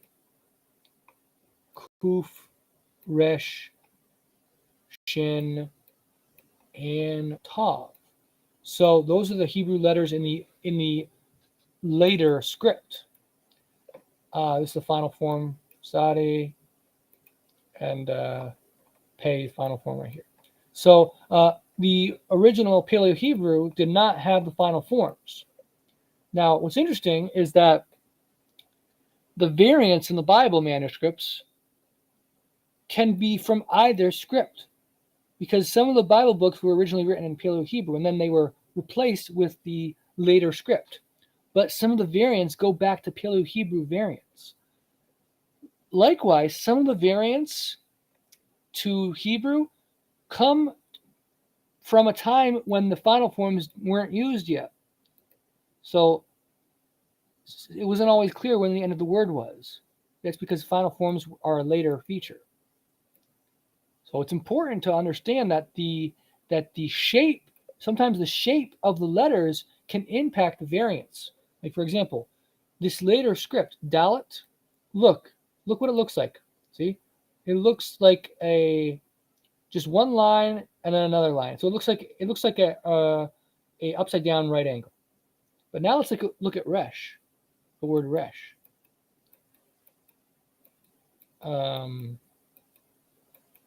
Resh, look, it looks almost identical. So in writings, the scribes often confused those two letters and made mistakes. And so there are many variants between like the Septuagint and the Masoretic, which are due to the confusion between the Resh letter and the Dalet letter.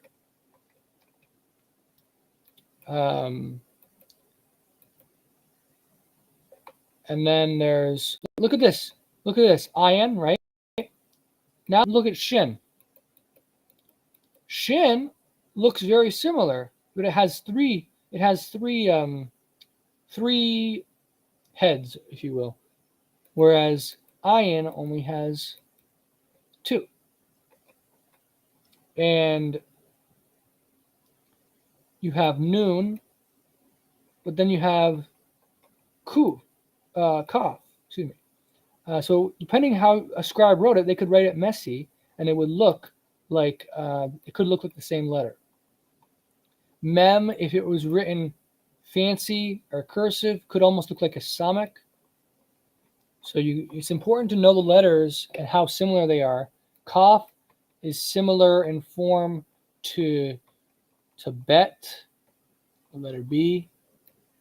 So depending how the scribe wrote it, it could be confusing. Same thing with Gimel, it could almost look like a Nun. And Hey looks very similar to Het. Zayin looks very similar to Wa, and also could be confused with the final form for Nun.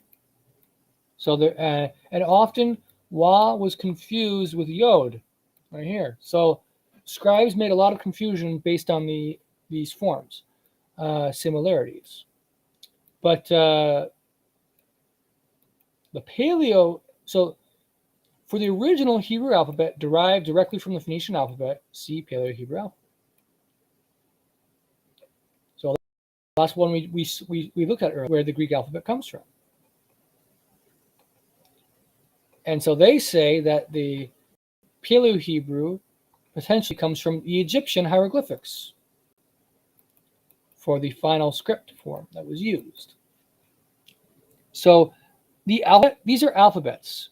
And remember I showed you before 1000 BC, there are no alphabets. They don't exist really. So prior to that, cuneiform is used, or hieroglyphics. Cuneiform and hieroglyphics were used. Alphabets were not used prior to 1000 BC. So Paleo-Hebrew is as far back as we go for the actual alphabets, and the Bible was originally written mostly in Paleo-Hebrew. Basically, the best way to put it is books prior to the Babylonian exile were written in Paleo-Hebrew.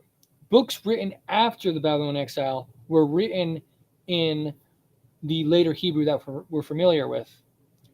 And then way later, around the time of the Messiah, they started using Aramaic to write a lot of things. So there's a very plausible case to make that a lot of the New Testament was originally written in Aramaic.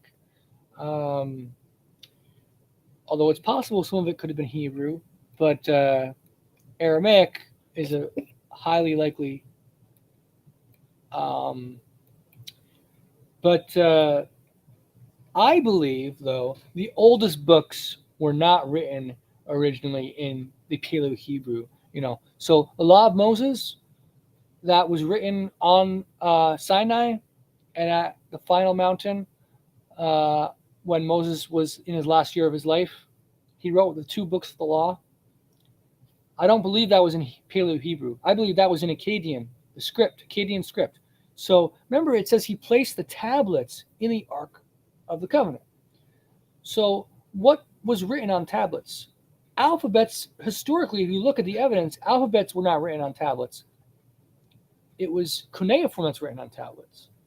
When you start writing in alphabets were used on scrolls. Cuneiform and hieroglyphics was not used on scrolls. It was much more difficult to write those scripts on scrolls. But when you had an alphabet, it was much easier to write on a scroll. So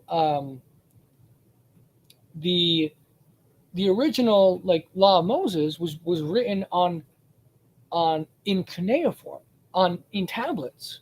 So it would have been in Akkadian language. It would not have been the Hebrew that we're familiar with. And Book of Enoch and Book of Noah, according to Jubilees, was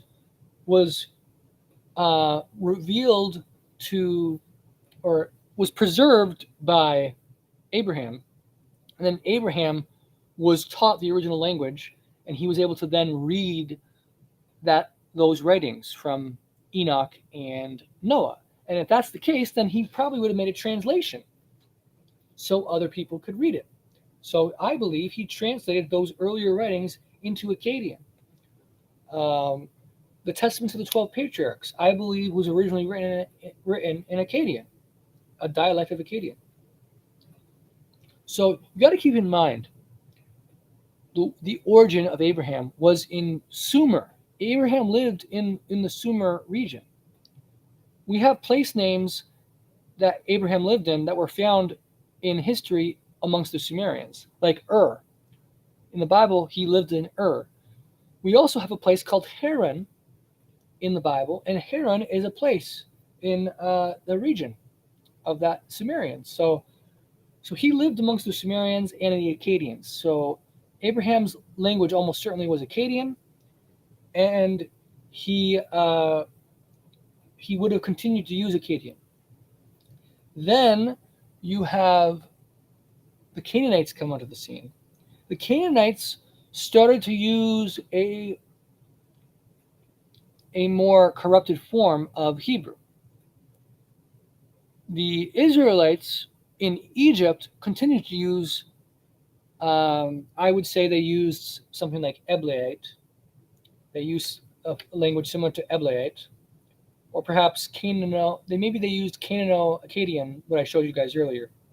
But so once you have the Israelites leave Egypt and go into the Promised Land, they're commanded to wipe out the Canaanites. Instead of wiping out the Canaanites, they don't. They allow them to live among them. They were warned that if they do that, they would start adopting the Canaanite customs and ideas. So we know throughout history that when you intermingle with people, you can start adopting some of their language and some of their religion. So the Canaanite language, like the alphabet that we know, the Paleo Hebrew, I believe Paleo Hebrew was invented by the Canaanites. And then the Israelites, during the period of the Judges period, the Israelites uh, decided to stop using the Akkadian language and script because it was much more complicated, and to use the Canaanite script, which was much simpler, limited letters, and far easier rules to understand. And so they lost the original language and started, not the original language, but the original Hebrew, the Akkadian language, and they started speaking the Canaanite language, Hebrew, that we know. And the Canaanite language started spreading to other regions. So Edom, Moabites, the Ammonites, and the Amorites, they all started using uh, the Canaanite, or in other words, the Hebrew script. That Hebrew script then was spread to the Arameans as well by the Canaanites. And then from the Canaanites, the Greeks borrowed it. And then from the Greeks, it spread out to the rest of the world. So ultimately, the Hebrew script does not originate from the creation. It's a late creation by the Canaanites, and scholars say that the Canaanites probably modeled it off some of the Egyptian letters, and the hieroglyphics. And we have historical evidence that the Canaanites were neighbors of the Egyptians, and they fought wars with each other. They intermingled. Um, so it would make sense for them to use the Egyptian things in the making of their script. So let's see. So that's essentially the origin of Paleo Hebrew, the Hebrew alphabet, and like I said, I believe Akkadian is the oldest form of Hebrew. So, but I don't believe Hebrew is the original language of creation, because it doesn't make sense with the fact that Akkadian is the original Hebrew, and all the pagans, not all the pagans, but a lot of pagans were speaking Hebrew before Akkadian, before Abraham learned the original language. So it didn't make sense for the original language to be Hebrew, because that would contradict history. Um, Natalia says, sounds very similar to Hebrew also at times. Yes. Um, so going forward, every Sunday, we are going to be going through a book I have. Let me see if I can pull it up for you guys. It's called the uh, Etymological Dictionary of Akkadian, I think. Let me just see where I have that. Um, let's see here. One second. I'm going to try to find the PDF file and just share it with you guys, just so you can see a preview of it.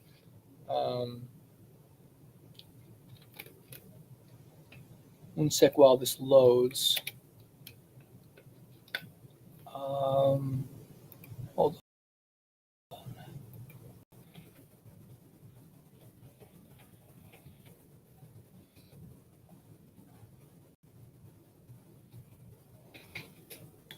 One second here.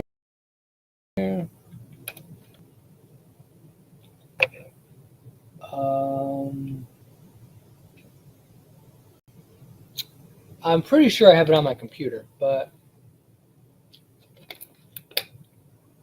hold on. Well, I do have the book, but let me look at the book. One sec.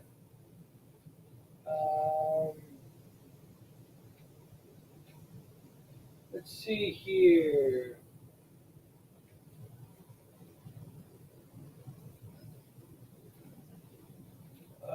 Man, where did I put it? Oh yeah, it's right behind me.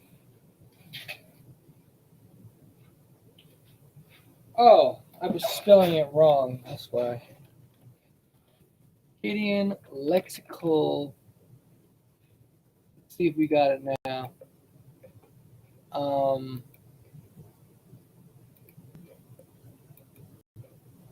Let's see here. Okay.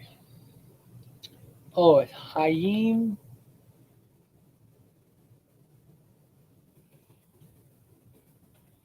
Guy who did it is Hayim. This is what it looks like. I recommend buying it if you don't have it. I'll show you it again because I did it too fast.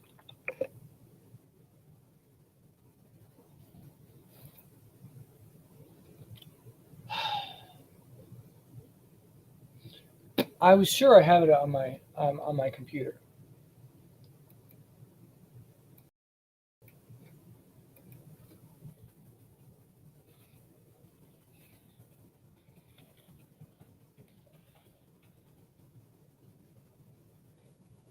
One sec, guys.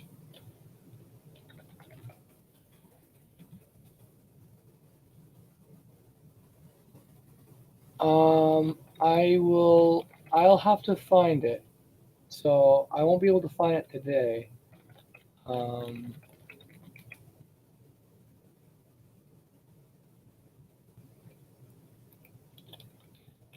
one more time.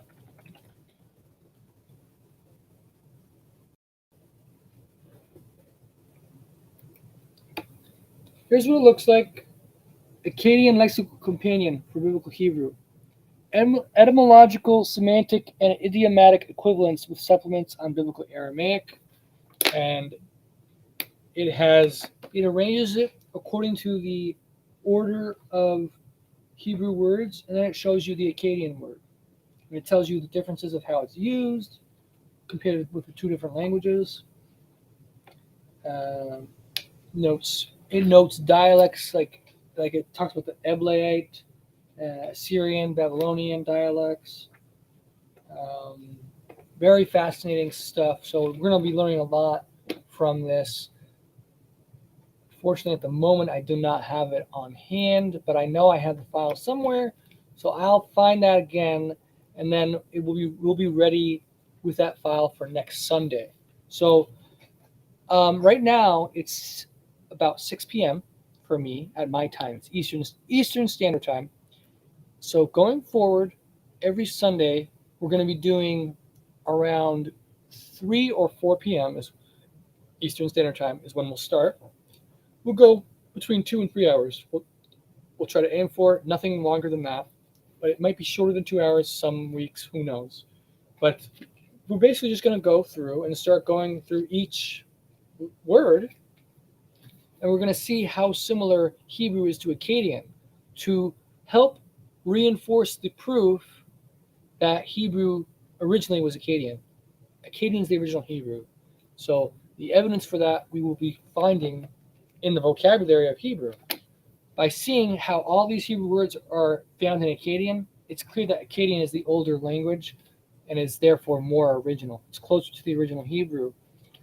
And we're also going to look at Hebrew grammar rules and compare the grammar rules with Akkadian and see how clearly Akkadian has a lot of the same grammar rules and therefore it's an older form. So we'll look at all that, but we're going to tackle first the the vocabulary words. So I will find that PDF file. If I don't have it, I'll download it again, and we'll start next Sunday. So if you guys have any final thoughts or questions, please share now. If not, you can post in the comments on my video or any of my future videos. I hope you found this video insightful, illuminating. I hope you enjoyed it, and I look forward to seeing you guys next Sunday. Stay tuned. It's going to be fun. It's going to help you guys learn Hebrew. There's one other book I want to show you guys which maybe we will look at as well. That is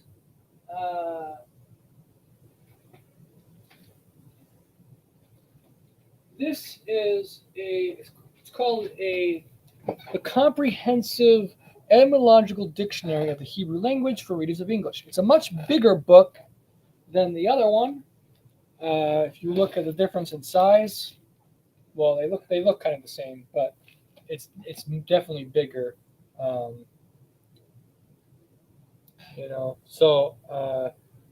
but there's a lot more words in this comprehensive etymological dictionary because it doesn't just do Akkadian words; it does words that aren't in Akkadian as well.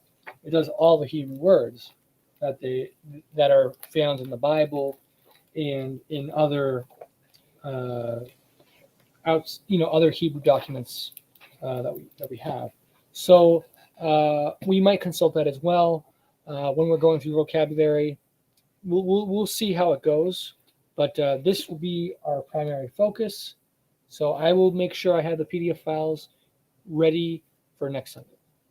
All right, looks like no one had any questions or comments. So God bless you guys. Have a great week, a great new year, 2023. And in spring, hope you have a great real new year. But shalom to you guys. Thank you for your support and watching my videos.